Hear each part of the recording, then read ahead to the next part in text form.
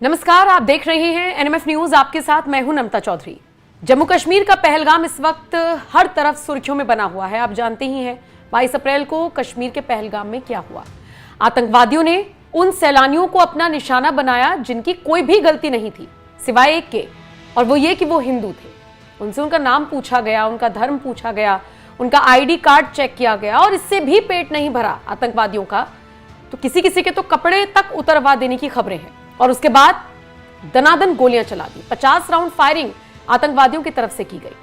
क्योंकि वो सेना की वर्दी में थे, इसलिए सैलानियों को लगा कि हम तो सेफ हैं, हमारा आईडी कार्ड मांग रहे हैं, तो मासूमियत से उन्होंने आईडी कार्ड भी दिखा दिया और उसके बाद ये समझ लीजिए कि मौत को गले लगा लिया। हालांकि ये जो 28 मौतें हुई हैं ये जाया नहीं जाएंगी, इनका बदला लिया जाएगा। ये मांग सोशल मीडिया पर लगातार उठ रही। नरेंद्र मोदी की सरकार ने, हालांकि हाल ही में जिस तरीके से सीसीएस की बैठक हुई उसमें पीएम मोदी ने अध्यक्षता की, कई बड़े गणमान्य लोग इसमें मौजूद थे और उसके बाद हर तरफ से चोट देने की कोशिश की गई पाकिस्तान को। लेकिन इतने भर से काम नहीं चलेगा। ये मांग लगातार उठ रही है। लोग कह रहे हैं कि और कुछ बड़ा अटैक, कुछ भी ऐसा जिससे हम सबको शांति मिले, कुछ भी ऐसा जिससे कि लगे ईंट का जवाब पत्थर से दिया गया है। कहीं से भी कुछ भी हो, लेकिन होना चाहिए। सरकार ने अभी के लिए जो फैसले लिए हैं, मानकर चलिए ये सिर्फ अभी के लिए हैं। निश्चित तौर पर जवाब दिया जाएगा, लेकिन हमें यह भी समझना होगा कि पाकिस्तान पहले से तैयार बैठा है भारत के किसी भी जवाब के लिए। हम अपने कई वीडियोस में आपको लगातार ये बात बता रहे हैं कि पाकिस्तान ने अपनी फौज को और जो आतंकी कैंप्स हैं जो वो चलाता है उन सबको अलर्ट पर रहने के लिए कहा है। इसके अलावा जहां पर बालाकोट एयर स्ट्राइक हुई थी उस इलाके में सोचिए आज तक कोई नहीं रहता, वहां पर कभी कोई तैनात ही नहीं किया गया। ऐसे में जो आतंकी कैंप्स जिनकी पहचान हो सकती थी या फिर जिनको आराम से पहचाना जा सकता था, उनको टारगेट किया जा सकता था, उन्हें खाली करने के आदेश भी जारी कर दिए गए हैं। भारत में कई तरह से हलचल बढ़ रही है, लेकिन आप जानते ही हैं सरकार कुछ करेगी, सेना कुछ करेगी तो बहुत चोरी छिपे होगा, बहुत हो हल्ले के साथ नहीं होगा। बस एक दिन खबर आएगी कि ऐसा एक्शन हो गया है, उसका इंतजार है हर भारतवासी को। लेकिन इन सब के बीच एक बड़ी खबर सामने आई है और वो ये कि रिटायर्ड मेजर गौरव आर्या ने देश के प्रधानमंत्री नरेंद्र मोदी से मांग कर डाली है कि वो जंग छेड़ दें। उनका ये बयान सामने आया तो पाकिस्तानी एक्सपर्ट्स आग बबूला हो गए और अपने शो में गौरव आर्या के इस बयान को तोड़ मरोड़ कर पेश करने के साथ साथ पाकिस्तानी फौज का गुणगान करते हुए नजर आए।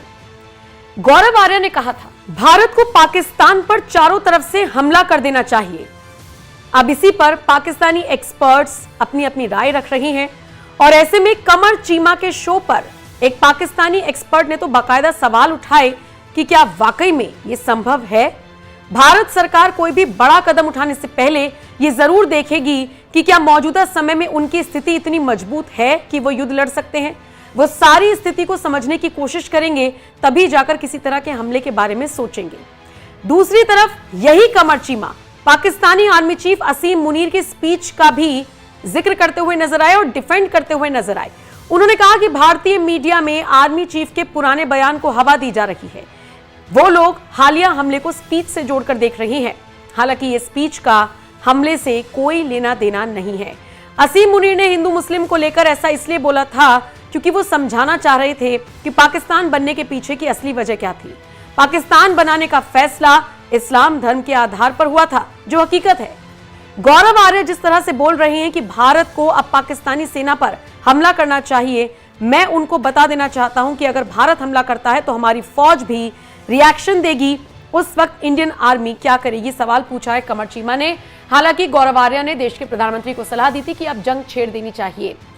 कमर चीमा तो कह रहे हैं कि किस तरीके से युद्ध करेंगे, क्या इतने ताकत है भारत में, वो एक तरीके से ललकार रहे हैं। तो मुझे लगता है कि रक्षा मंत्री राजनाथ सिंह का बयान कमर चीमा जैसे लोगों को सुन लेना चाहिए। मुंह तोड़ जवाब दिया है राजनाथ सिंह ने। बयान सुनिए उनका और फिर आप इस पूरी खबर को लेकर क्या राय रखते हैं, कमेंट सेक्शन में अपनी राय जरूर दीजिएगा।